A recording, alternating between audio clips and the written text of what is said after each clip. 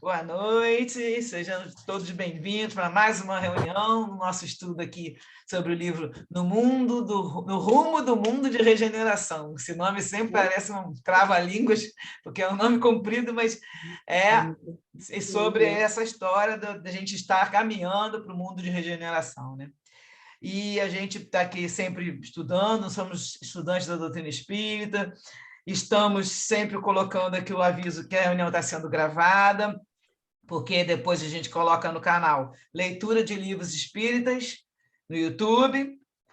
A gente também pede para que avisa que tem uma divisão por duas partes, todo mundo presta atenção para clicar sempre primeiro na parte 1, que é estudo, e eu boto a parte 1 e depois a parte 2, em razão sempre do tempo do Zoom, né, da nossa reunião. Então, hoje a gente vai continuar, hoje é o nosso estudo 10, vamos continuar o capítulo 8, nós paramos na página 107. A gente continuou o 8 e talvez dê tempo de começar o capítulo 9. Vamos ver como é que a gente vai levar o tempo aqui hoje, porque tem bastante coisa. Agora vamos pedir para todo mundo desligar o áudio, para a gente fazer a nossa oração inicial, e depois vocês ligam para fazer seus comentários. Pedir nossa proteção, né? Nossos mentores aqui para nosso estudo.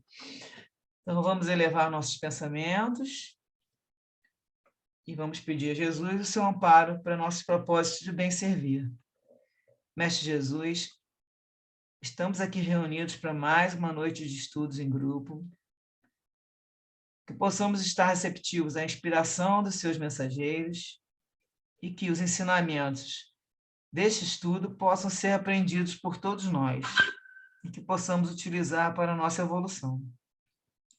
Pedimos, Senhor, então, a permissão para que possamos iniciar as atividades da noite de hoje com o seu amparo, graças a Deus. Então, vamos começar logo partilhando uma tela do nosso texto. Hoje eu tenho alguns outros textos separados, e aí eu vou partilhando com vocês para ficar mais fácil de ler. Então, começamos aqui, que a gente já começou... Não, esse é o capítulo 9, né? Estou fazendo errado, peraí. Tem tanto capítulo aqui que eu fico confusa. Capítulo... Aqui, pronto. Então, para partilhar a tela, dessa parte que eu vou tirar a... Estou achando o zoom agora, sempre perde. Achei. Então, acho que esse aqui, estudo 10. Não, também não. Desculpa, porque o negócio aqui está meio confuso, porque eu botei muito arquivo hoje, né? Aí a gente vai ter esse aqui. Ah, achei. A gente vai ter alguns complementos. Então, vamos lá. Estão lendo? Está aparecendo aí, né? Estudo 10, capítulo 8, em pleno campo de batalha. A gente começou um pouquinho a falar um pouquinho desse capítulo no estudo 9, e aí hoje eu vou só puxar um pouquinho para te lembrar que o Miranda falava nesse início que a psicosfera permanecia densa e cinza escura. E uma das razões eram as conversações de baixo nível. Nós chegamos até a falar um pouco sobre isso. Só que também existe um textinho, um pedacinho no livro Pensamento e Vida, de Emmanuel e Chico Xavier, que vai falar exatamente dessa parte das palavras, né? Dessas conversas em baixo nível. E o textinho é esse. Pensando, conversando ou trabalhando, a força de nossas ideias, palavras e atos alcança, de momento, um potencial tantas vezes maior quantas sejam as pessoas encarnadas ou não que concordem conosco.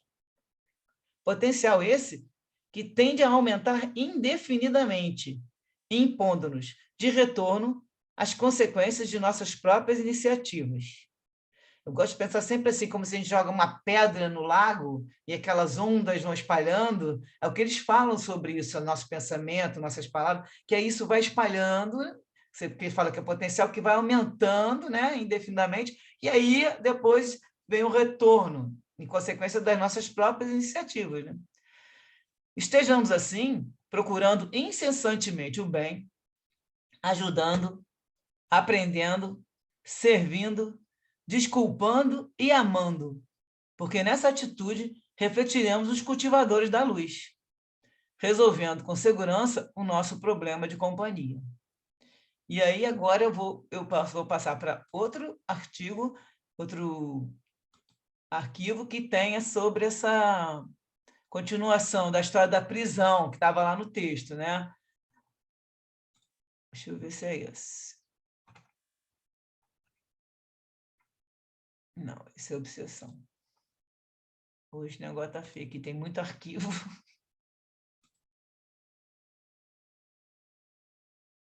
Esse, prisão. Agora que eu estou vendo que o texto tem um texto embaixo. Então, estão vendo aí, né? Aí, sobre essa história da prisão, até esse foi um texto que eu peguei depois de um comentário da Denise na nossa aula, que a gente falou sobre essa história da prisão espiritual. Até ele perguntou na outra aula, existe, como é que essa história da prisão, né? Por que as pessoas ficam presas? Isso existe nessas cidades, que nós vamos ver mais para frente, lá no capítulo 17, 18, 16, que vai falar dessas cidades espirituais, que tem lá dentro, tem de tudo, tá? Tem cela, tem sala de tortura, para aqueles espíritos que estão na sintonia, né? Na péssimas sintonias, e quando eles desencarnam, aqueles espíritos que estão ligados a eles levam eles para essas prisões. E aí eu trouxe uma coisa interessante, que é uma história que o Geraldo Lemos Neto conversava muito com o Chico Xavier, e ele perguntou ao Chico onde estaria o espírito de Hitler. E o Chico falou que imediatamente após a sua desencarnação, o espírito de Hitler recebeu das altas esferas uma sentença de ficar 1000 anos terrestres em regime de solitária, numa prisão espiritual situada no planeta Plutão. Aí o Geraldo continua falando. Chico explicou-me que esta providência foi necessária não somente pelo aspecto da pena, que se lhe imputara aos erros clamorosos, mas também em função da misericórdia celeste, em protegê-lo da horda de milhões de almas vingativas que não o haviam perdoado os deslizes lamentáveis. Então, durante esse período de 10 séculos, em absoluta solidão, ele seria chamado a meditar mais profundamente sobre os enganos cometidos e então teria nova chance de recomeçar na estrada evolutiva. Quando o espírito de Gandhi desencarnou, o Geraldo continua contando, né? E ascendeu, que o Chico falou, né? E ele ascendeu aos planos mais altos da Terra, o Gandhi, né? Pela sua iluminação natural da bondade. Ao saber do triste destino do algoz da humanidade, na Segunda Grande Guerra, solicitou uma audiência com Jesus Cristo, o governador espiritual da Terra, e pediu ao Cristo a possibilidade de guiar o espírito de Hitler para o bem, o amor e a verdade. Sensibilizado pelo sacrifício de Gandhi, Nosso Senhor autorizou-o na difícil tarefa. E desde então temos Gandhi como um dos poucos que se aproxima do espírito de Hitler, com compaixão e amor. Impressionado, Geraldo fala que perguntou ao Chico. Então, Chico, o planeta Plutão é uma penitenciária? E ele respondeu, é sim, Geraldinho. Em nosso sistema solar, temos penitenciárias espirituais em Plutão, em Mercúrio e na nossa Lua terrena. Eu soube, por exemplo, e o Chico continua falando para ele, que o espírito de Lampião está preso na Lua. É por isso que alguns astronautas que lá pisaram, sentindo talvez um frio na alma, voltaram à Terra meio desorientados e tristes. Soube que até um se tornou religioso depois de estar por lá. Então, olha que interessante, né? A gente não sabia que tinha essa Plutão. A Lua já tinha ouvido falar, já tinha lido, mas que em Plutão e Mercúrio também existem essas prisões espirituais. E que o Hitler foi, né? Porque muita gente pergunta, cadê o espírito do Hitler? Que foi feito, né? Assim, muita gente fala isso, são um cara daquele jeito. E ele, pelo que está colocado na conversa do Chico, está até em livro, ele está lá numa prisão. E essas prisões acontecem naturalmente, tá? Nós vamos ver à frente que fica muita gente presa, não é nesse livro só, nos outros livros do Miranda e vários outros autores que eu já li, que as pessoas fazem muita maldade e aí vão sendo levadas para esses locais que estão do umbral para umbral, grosso, trevas, chamam de cada um tem uma denominação, abismo, todos esses aqui são locais que tem sofrimento e muita gente presa ali. Então, vamos continuar ali para o nosso textinho. Gente, agora que eu aprendi que tem aqui o nome do arquivo embaixo, amor. Agora que eu estou achando direitinho, estou vendo o nome. Agora, então, eu falei dessas entidades prisioneiras, dos refúgios punitivos, que estava lá no texto do final do nosso estudo 9, que é comecinho do capítulo 8, porque ele falava, tem muita gente, né, que fica, tá preso ainda, e que estavam sendo libertados, lembra? Eles falavam que iam ser libertados, essas pessoas.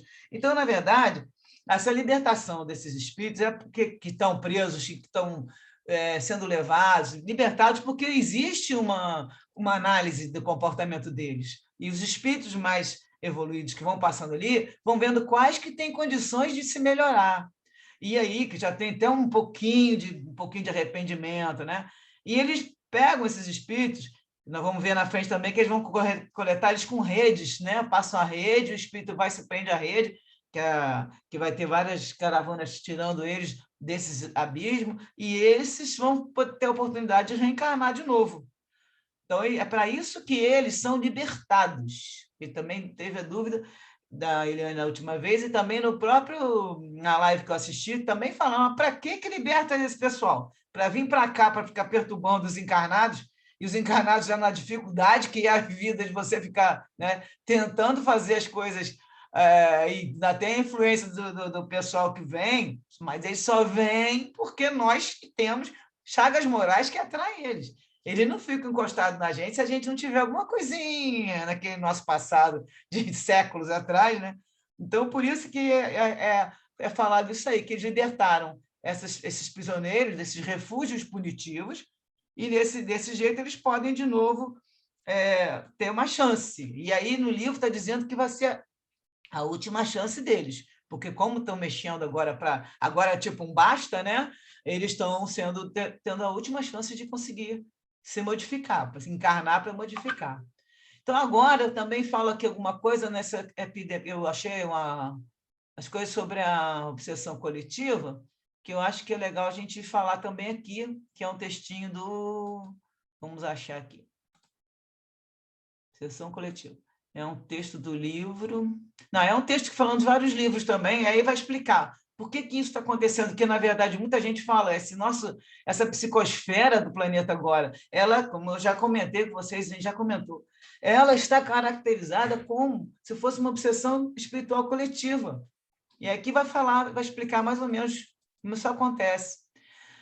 A ação dos espíritos obsessores sobre a população terrena existe desde os primórdios da nossa civilização.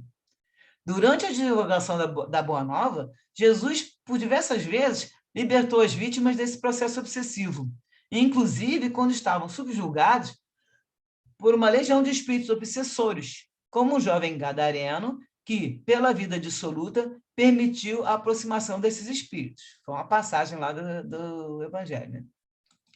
Essa ação obsessiva foi esclarecida por Allan Kardec, na Revista Espírita Abril de 1862, no seguinte texto: ninguém ignora que quando Cristo, nosso muito amado mestre, encarnou-se na Judéia, aquela região havia sido invadida por legiões de maus espíritos, que, pela possessão, como hoje, está querendo dizer, da época de Kardec, né?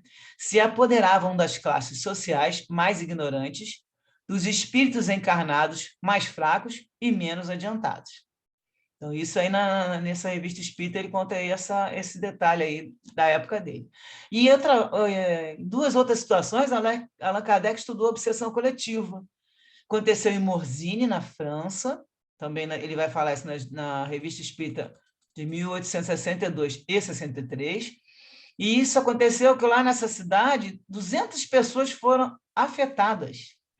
E Madagascar também, na revista Espírita, ele fala de fevereiro de 1865, também aconteceu isso, onde a obsessão foi provocada por antigos espíritos atrasados que viam com despeito a sua pátria progredindo e procuravam entravar a marcha da providência, que é mais ou menos o que nós estamos vendo na nossa época agora, né? Estão vendo que está progredindo e eles querem, são os anticristos que eles chamam, que na verdade eles querem que não dê nada certo como Jesus programou para o planeta Terra.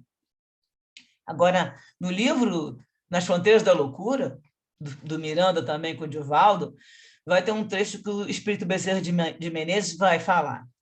Ele esclarece sobre a magnitude desse problema, que pode ocorrer em festas aparentemente saudáveis, como o carnaval. Então, nesse livro, gente, ele fala do carnaval, aquela história que a gente vai vendo, ele vai mostrando o tipo de gente que está indo atrás dos trio elétricos e tudo, que ainda fala, a gente até brinca, né, que fala, atrás do trio elétrico só não vai quem já morreu, não, vai muita gente que já morreu, porque eles vão atrás daquela energia, que é muito, e o doutor Bezerra fala muito disso, e ele vai falar, as criaturas esquecem-se dos escrúpulos, do pudor, confundindo-se numa linha comum de alienação. Natural que se permitam, nesses dias, os excessos que reprimem por todo o ano, sintonizados com as entidades que lhes são afins. É de lamentar, porém, que muitos se apresentam nos dias normais como discípulos de Jesus. Então, aí é um alerta, né? Que a gente conhece muita gente. Não é porque o carnaval. O carnaval, aquela energia daquele tipo, de como ele fala aí, sem pudor, sem escrúpulo, porque você está lá com seu, tem gente que junta as crianças e então você mesmo tiver com aquelas músicas de carnaval, né? Sem a bebida, lógico, né? Que é ficar enchendo a cara e dançando carnaval. Esses excessos que acontecem no carnaval é que o doutor Bezerra está falando aqui, né? É de lamentar. Nos dias normais, eles são discípulos de Jesus, mas no carnaval esquece isso aí, né? Bom, continuando aqui que isso aqui é um extra que eu estou colocando da obsessão espiritual coletiva. Vamos ver, depois do doutor Bezerra, tá. Então, aqui, continua o texto, que esse texto está assinado por Álvaro Vargas, que é presidente da USE de Piracicaba, ele é um palestrante espírita. Então, ele fez o texto com vários trechinhos e achei muito interessante. Aí ele continua, além dessas obsessões que ocorrem por fraqueza moral do indivíduo ou por influência dos espíritos inimigos de outras existências, podem ocorrer situações nos quais o objetivo dos obsessores é provocar guerras. Então, da mesma forma que existem organizações criminosas no plano físico, elas também estão presentes no mundo espiritual. O Miranda, aí no livro Trilhas da Libertação, 1996, ele vai falar que os espíritos inteligentes, mas pervertidos moralmente, criaram verdadeiras cidades e fortalezas, constituindo falanges do mal, com exércitos disciplinados, tendo por objetivo direcionar os destinos do nosso planeta. Então, você vê, desde 96, ele fala desde o início, mas em 96, antes desse livro de transição, que é de 2010, ele já está falando que existem cidades, fortalezas. E o André Luiz também fala, né? Aqui na frente vai falar, mas o André Luiz fala isso em vários livros dele, e que também existe essa cidade. Tem até uma hora que ele vai, eu vou passar, daqui a pouco aparecer um trecho que ele vai passar numa cidade dessa. A gente até já comentou naquele livro, quando eles estão lá julgando a mulher e falam que ela é uma loba e tudo. E isso são as cidades do pessoal que a gente fala das trevas, né? E eles tem juiz, tem todo mundo lá, tem sempre aquele chefão, parece aqueles filmes que a gente vê na televisão, que tem um chefão e manda nos outros todo mundo fica hipnotizado.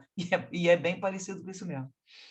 Bom, ele é o autor que fala que essa obsessão coletiva, como objetivo bélico, ou seja, querendo formar guerras, o André Luiz já falou em Nosso Lar. Na época, era a época da Segunda Guerra, né? Quando lembra, a gente já comentou sobre os clarins tocando, porque lá, quando o André Luiz estava já, né, desencarnado, e lá no Nosso Lar, ele vai escutar tudo, o mundo vai aquela movimentação, porque está todo mundo correndo para ajudar as pessoas que iam desencarnar por causa da Segunda Grande Guerra, que foi muita gente também. E aí, o que acontece? Ele vai falar ali que foram estimulados para ter a guerra pelos espíritos encarnados. Olha, André Luiz informa que, perto de eclodir a Segunda Guerra Mundial, falanges obscuras de espíritos do umbral amontoavam-se sobre a Europa, impulsionando os encarnados para essa conflagração.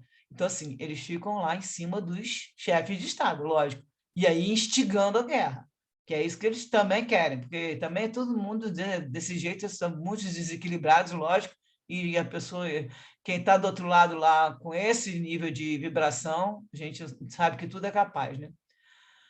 E o André fala que notou também que durante esses confrontos, os soldados desencarnados continuavam a lutar, mesmo fora do corpo físico. Então, eles estavam brigando com qualquer tipo de arma, morriam, o corpo ficava no chão e eles continuavam lutando, como se estivessem vivos. Eles ficam tão, né, tão ligados à matéria que eles continuavam lutando. O André Luiz fica impressionado com isso, né? Ele fala isso no livro Nosso Lar.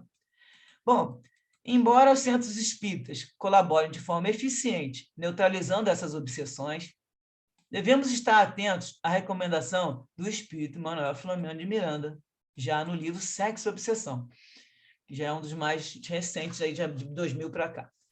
Ele vai falar que os obsessores têm se voltado contra os espíritas sinceros e operosos, que lhes constituem barreira à sementeira da perversidade e da luxúria, do desequilíbrio e da perversão, do ódio e dos seus sequazes.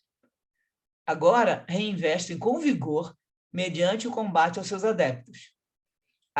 Armadilhas soezes, instrumentos cruéis, técnicas refinadas, aparatos complexos são utilizados para vencê-los, atraindo-os e dizimando-os nos seus propósitos mais sadios, ou vencendo-os com as suas sortidas infelizes, deve ser sórdidas infelizes, que aqui essa palavra não tem muito a ver, mediante intercâmbio doentio e obsessivo para os desanimar ou perverter.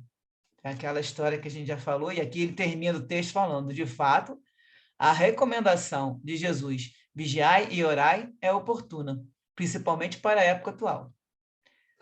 Então, gente, aqui é só repetição de tudo que a gente escuta toda hora, e isso aqui já era, eu não peguei o ano aqui, mas já tem muitos anos ele avisando que eles estão indo em cima dos espíritos. Ó, no Sexo e Obsessão, que já, acho que é 2005, se eu não me engano, ele falando que todo mundo que está nessa vibração de desequilíbrio, de luxúria, perversidade, ódio, e quando entra toda nessa vibração negativa, a gente vai só atrair o pessoal, e é só fazer a ligação ali, botar a chave, porque nós já estamos com a fechadura pronta, e é só fechar ali para fechar a obsessão especial para cada um, né? Vamos parar agora um pouquinho, quero ver o que vocês falam sobre o que a gente já leu. O que vocês estão achando? Fala aí. A obsessão é um problema, é uma chaga, né, da humanidade, uma das chagas da humanidade. O grande problema é a forma como nós somos responsáveis, né, por atrair. E isso é que transforma a nossa psicosfera, né? Você vê que as lições que a gente recebe sempre são no sentido de que tudo faz parte das nossas atitudes, de nossas responsabilidades, né? E está com a gente, a bola é com a gente mesmo, a gente vai atrair. A gente tem que pensar que a gente é um imã. Na verdade, é isso. Pensa no formato de um imã e a gente está ali puxando. Então, tudo que você fizer, você está puxando para você. Aquela vibração está indo, mas está conectando com o outro, então você está atraindo. Todo pensamento, a gente sabe, toda palavra, todo o seu ato, qualquer coisa que você fizer, você está se ligando numa vibração. Prestar atenção sempre que a gente tem que vigiar os nossos movimentos e o tempo todo pensamento, mas que a gente faz muita coisa no automático, né? Ou na reação, na história que você vê, você já fez. Então, nessas horas, pelo menos, nós estamos aqui estudando com o objetivo, inclusive, da gente identificar esses momentos, que o que é mais importante é que a gente agora está consciente e na grande maioria das vezes, não digo que todos, 100%, né? Mas na grande maioria das vezes a gente é consciente e identifica. Essa aí não tá dentro do que eu, né, penso, a doutrina já me ensinou muita coisa, Jesus já falou assim. Então, assim, você sabe que o negócio não está legal, que já não está mais batendo com o que você pensa. Daí a ver como é que você vai modificar isso, é outro passo. Mas primeira coisa, a gente já está identificando, já é um passo bom, porque há uns anos atrás eu nem identificava e nem me tocava com muita coisa. E aí, hoje em dia, todo momento eu consigo ver.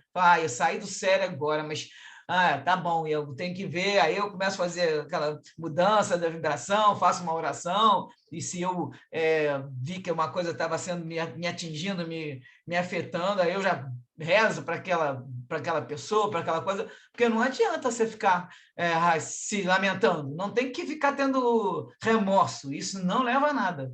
Nós temos que modificar e agir para trocar o pensamento, trocar a ação, o que for.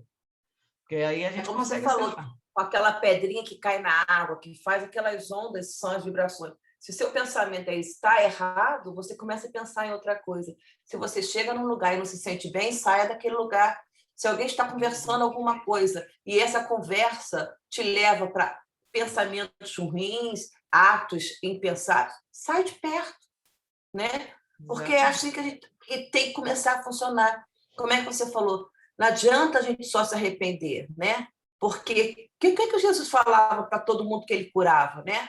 Vai, não peque mais, vai, não é isso que ele falava, né? Toda vez que ele ajudava alguém, vai, não peque mais. Então a gente tem que tentar, não sei se é pecado, mas pelo menos se afastar de todas essas vibrações, de todos esses pensamentos, de todas essas coisas que a gente sabe através da nossa doutrina que não são legais, né?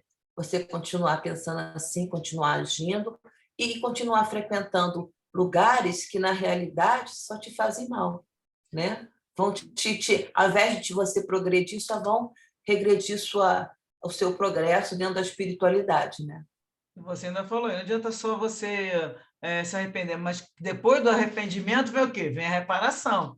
Então você faz, aí a gente, poxa, errei, se arrependeu, mas tem gente que fica no remorso, que não é para ir pelo remorso, porque aí tu fica no remorso se sentindo culpado. Aí entra na culpa, no remorso, e aí fica se piorando, porque você vai deixar a tua autoestima baixar, eu não presto mesmo, não consigo melhorar, não sei o quê. Não é por aí o pensamento, nunca. A gente tem que pegar, opa, vamos trocar de sintonia, vamos mudar, e é sempre tropeçando, levantando, porque não adianta querer consertar. A gente não sabe, como a gente comentou da outra vez, a gente não tem noção do que a gente fez nesses milênios passados. Então, se a gente dá uma tropeçada que tem a ver com coisas antigas, a gente tem que levantar e ficar, porque na tentativa e no erro não vamos chegar um dia para conseguir acertar. A gente se baseia, pô, errei ali, por aqui já não vou mais. Mas tem dia que a gente sem querer vai. E aí é o lance de vigiar, mas é um tratamento terapêutico e é seu, é uma autoterapia que você tem que fazer nisso, que a gente começa com o autoconhecimento, que a gente já está conseguindo identificar, mas a gente não se conhece totalmente. Então, o pouco que a gente conhece, a gente já consegue mudar. E outras coisas vão aparecendo e a gente vai tentando. É um jeito, não tem outro jeito, não. É aplicar no dia a dia, né, Su? Cotidianamente. Né? Todo dia você tem que vigiar, todo dia, porque a tentação é grande. E em sempre. Casa, que a gente tem a escola maior, né? Que a gente está lidando com certeza. No trabalho também, quando a gente... No trabalho, principalmente. No trabalho, né? quando eu estava trabalhando, eu tinha cada dia tem uma experiência diferente. Agora eu não estou trabalhando, mas eu tenho tantas ligações com tantos grupos que continuo tendo que agir em equipe, né? E fazer e ajudar. Às vezes tem uma pessoa que você vê, meu Deus, já está falando besteira de novo, e aí você fica naquilo, mas ao mesmo tempo aquilo é bom. Isso tudo é exercício. Por isso que a gente tem sempre que agradecer tudo. Porque aquele que faz uma coisa te força a reagir da maneira que você precisa reagir, que você precisa aprender. E a gente só vai reagir se tiver em contato com alguém que tira a paciência, alguém que seja irritante, que não te escute no momento que você está ali argumentando e a pessoa já está não está nem ouvindo, e você fica nessa história. Poxa, não é possível. Não, é possível assim. Deixa ele ser assim, que aí eu vou aprender a lidar com ele, sabe? Eu acho assim, que a gente tem que aproveitar tudo. E também, assim, quando você vê uma coisa que você fala assim, gente, não acredito que isso está acontecendo aqui, principalmente em um centro espírita, numa casa de orações, você fala assim, uma amiga falou assim, o que você faz? Eu falo assim, olha, às vezes a gente não tem como você falar, porque você não tem menor acesso à pessoa, mas você tem que pensar assim, meu Deus, é tudo isso que eu não quero ser, é tudo isso que eu não quero fazer. Então, né, ilumina, bota esse teu exemplo dentro de mim para que eu não faça, para realmente que eu não caia em tentação de responder, né? De agredir também, de fazer a coisa errada só porque o outro fez, entendeu? Então, eu acho que essas coisas importantes, eu acho que na vida você não precisa saber o que você vai fazer, mas você tem que ter certeza do que você não vai fazer, né? Do que você não quer. Então, se você vê essas coisas, são exemplos que você fala assim, meu Deus, eu não quero ser assim, eu não quero fazer isso. Então, me ajuda, né? Então, com 1 minutinho e meio, só vou falar mais uma coisa que eu acho muito importante, que eu sempre vejo. Cuidado com essa frase, eu pego a pessoa, está me perturbando. Então, todo mundo que estiver te perturbando, você tem que sair de perto. E aí é um erro terrível, porque você fica se afastando de todo mundo, primeiro que você está fugindo, e quanto mais a gente tiver, né, para a gente ficar, né, não é nada de masoquismo, não, mas se você está lidando e tem que lidar com uma pessoa problemática, então aproveite aqueles momentos que você está lidando para ir treinando tudo que você precisa treinar. Paciência, tolerância, porque não adianta você, eu vou me afastar, não quero saber de ficar esse tipo de gente. Eu vejo muita frase dessa em Facebook, né, em Instagram, quando alguém tiver todos que estão te perturbando, eu só quero gente boa perto de mim. Não é assim que a gente vai evoluir, não. De jeito Mas aí não nenhum. aprende nada, né, Ju? Não aprende nada. Já estou vendo que vai acabar. Vamos fechar aqui e vamos para outra sala, que já está faltando menos que 30 segundinhos. Até já!